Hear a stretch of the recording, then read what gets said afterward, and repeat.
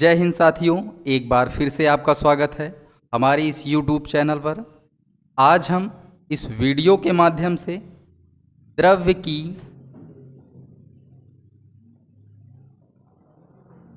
अवस्था पर चर्चा करने जा रहे हैं। इसके पहले वीडियो में हम पिछली कक्षा में द्रव्य क्या है, इसके गुण आदि पर चर्चा कर चुके थे विस्तृत रूप से। आज हम देखेंगे द्रव्य की अवस्थाएं। जैसा कि द्रव्य की अवस्थाओं में हमने इसकी 5 अवस्था के बारे में जिक्र किया था आपको। आज हम उन्हीं में से 3 मुख्य अवस्थाओं पर विस्तृत रूप से चर्चा करने वाले हैं। और ये मुख्य 3 अवस्थाएं आप छोटी क्लास से ही पढ़ते आ रहे हैं। ठोस अवस्था, जिसको अंग्रेजी में सॉलिड स्टेट, दूसरी द्रव अवस्था, लिक्विड स्टेट, तीसरी आपका गैस अवस्था। गैस स्टेट हम कह सकते हैं, गैस स्टेट कह सकते हैं। आगे देखेंगे, जैसा कि हमने बताया था, द्रव्य छोटे छोटे कणों से मिलकर के बने हैं। और हम देख रहे हैं द्रव्य की 3 अवस्थाएं, ठोस, द्रव और गैस। होती 5 हैं, 2 को हम सेपरेट पुनः आगे अध्ययन करेंगे। पहले इतना समझते हैं। जैसा कि हमने पीछे बताया है, द्रव्य अनेक छोटे छोटे कणों से मिलकर के बने होते हैं। उन छोटे कणों को अणु कहते हैं। अणु और छोटे छोटे कणों से मिलकर के बने होते हैं, जिन्हें परमाणु कहते हैं। चूंकि द्रव्य की एक अवस्था है ठोस, द्रव्य की एक अवस्था है द्रव, द्रव्य की एक अवस्था है गैस, यानी द्रव्य का एक रूप है ये सभी। तो सॉलिड भी, लिक्विड भी, गैस भी, यानी ठोस, द्रव और गैस भी छोटे छोटे कणों से मिलकर के बने हुए होंगे। आगे देखते हैं, द्रव्य का जब हम वर्गीकरण करते हैं तो 2 आधार पर, एक होता है भौतिक आधार, एक होता है रासायनिक। भौतिक के अकॉर्डिंग, भौतिक के अंतर्गत ठोस, द्रव और गैस, इसके साथ साथ आपका प्लाज्मा और बोस आइंस्टाइन कंडेंसेट यानी BEC आता है, जिसमें से हमने कहा कि ठोस, द्रव, गैस पर आज हम विस्तृत रूप से चर्चा करने वाले हैं। तो जैसा कि हमने कहा, द्रव्य का ये एक रूप है, एक अवस्था है, द्रव्य का एक रूप है ठोस, द्रव और गैस। तो जैसे कि द्रव्य आपका छोटे छोटे कणों से मिलकर के बना है, उसी तरह से ठोस, द्रव और ये गैस भी छोटे छोटे कणों से मिलकर के बने हुए होंगे। इतनी बात क्लियर हो गई। पदार्थ की सभी अवस्थाओं में, ठोस में भी, द्रव में भी, गैस में भी, सब में छोटे छोटे पार्टिकल, छोटे छोटे कण विद्यमान होंगे। ठोस भी अणु से और परमाणु से, द्रव भी अणु से और परमाणु से, गैस भी अणु से और परमाणु से ही बना हुआ होगा। लेकिन कुछ तो फर्क होगा, कुछ तो अलग होगा, जिसके कारण ठोस को ठोस, द्रव को द्रव और गैस को गैस कहा जाता है। वहीं पर इसका उत्तर निकलेगा, जैसे कि हमने कहा भौतिक अवस्था के आधार पर। तो भौतिक अवस्था का मानक क्या था? मानक यह था कि कणों के बीच लगने वाला बल अंतराण्विक अंतराण्विक बल था। क्या था? अंतराण्विक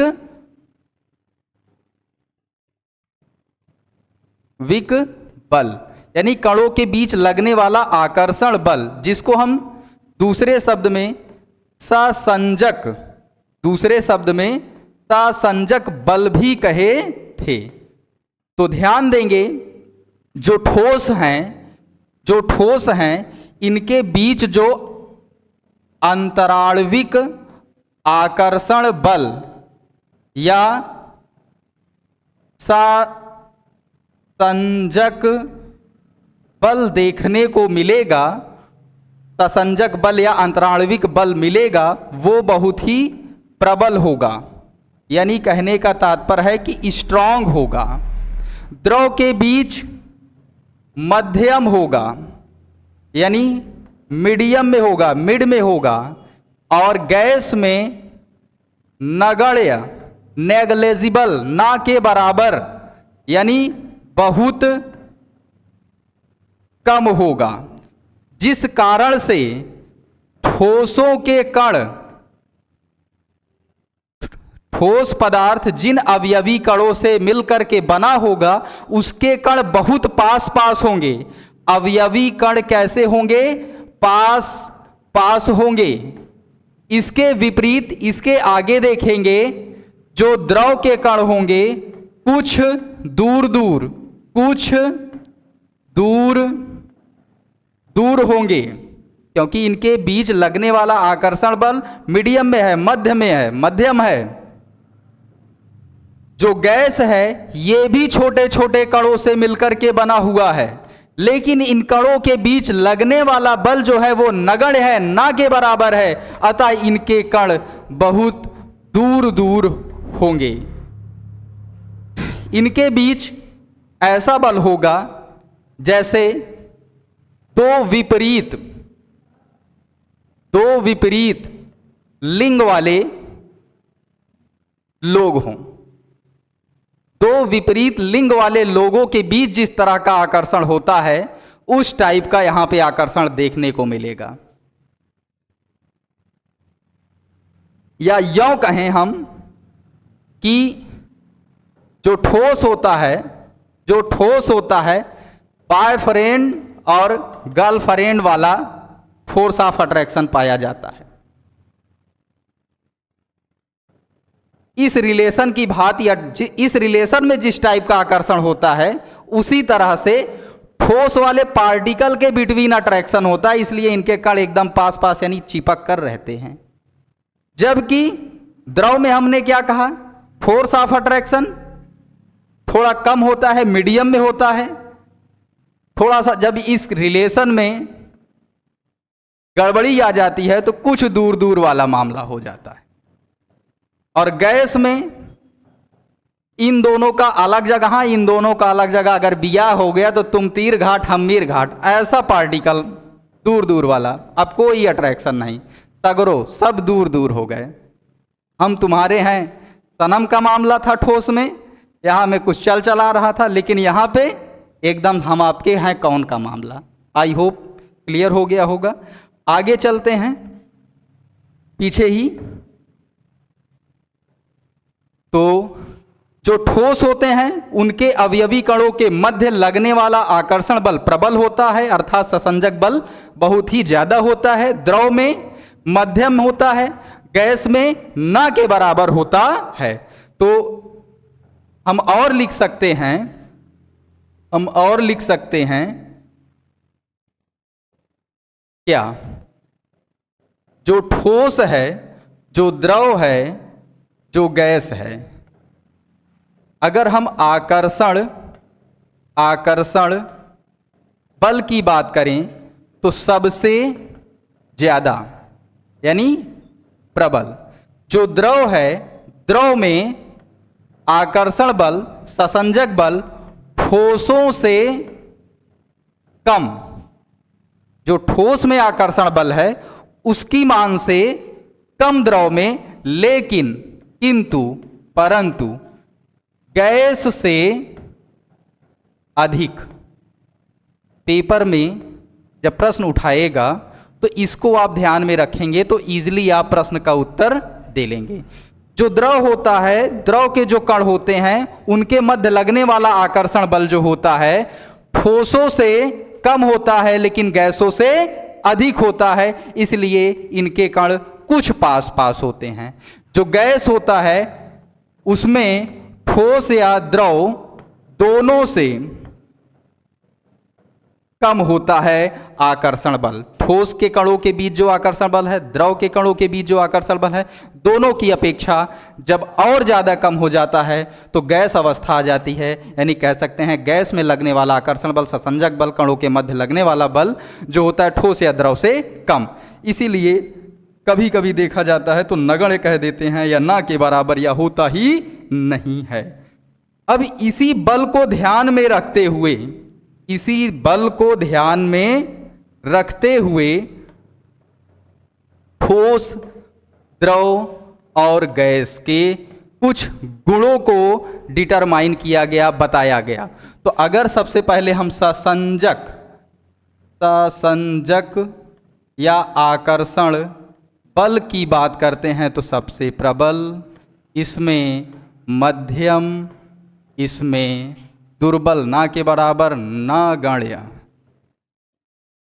प्रबल होने के कारण, आकर्षण बल प्रबल होने के कारण जो ठोस के अवयवी कण होते हैं अपनी जगह पर स्थिर होते हैं। स्थिर होने के कारण ये गति नहीं कर पाते हैं, जिस कारण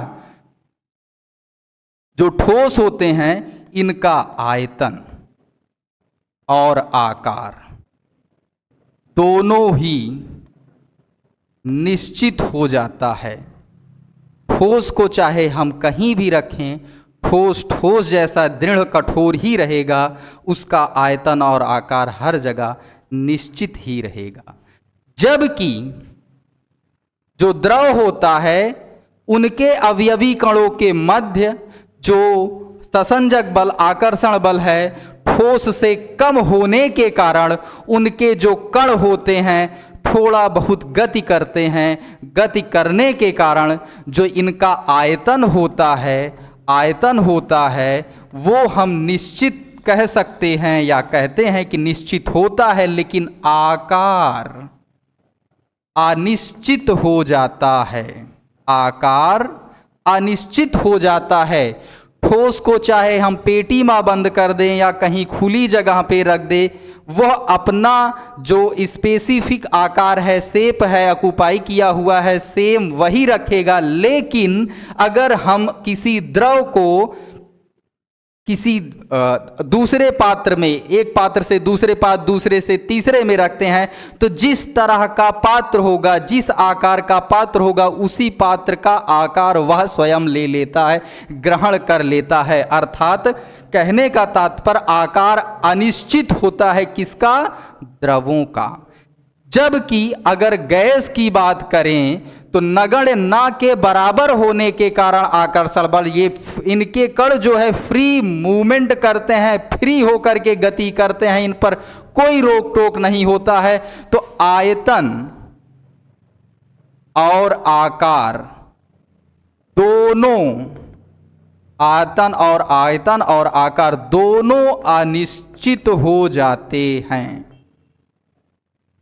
यहां तक बातें क्लियर है?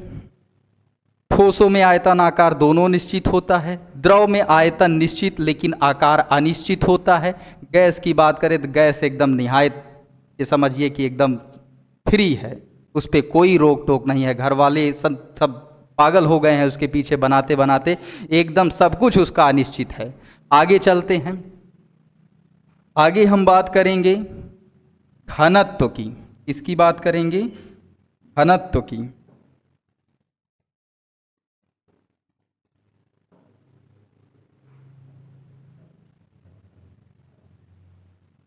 या कह सकते हैं भार की। आयतन निश्चित होने के कारण, आकार निश्चित होने के कारण हम कह सकते हैं कि जो घनत्व होता है या आकर्षण बल ज़्यादा होने के कारण कम से कम जगह में ज़्यादा से ज़्यादा कणों को समायोजित करना संभव हो जाता है। किसमें? ठोस में।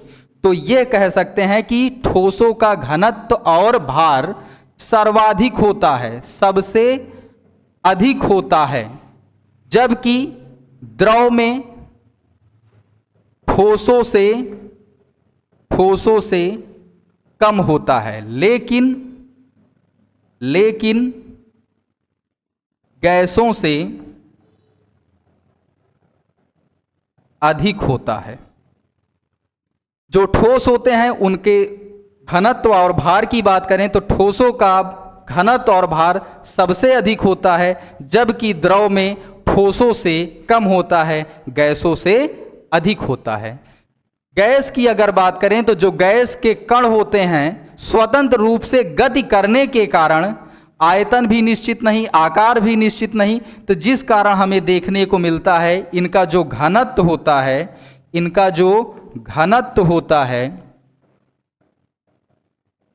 या भार होता है वो सबसे कम देखने को मिलता है। अगर एक निश्चित आयतन लिया जाए, एक निश्चित आयतन में हम गैस के कुछ कण रखने की कोशिश करें तो सबसे कम कण ही उसमें विद्यमान हो पाते हैं।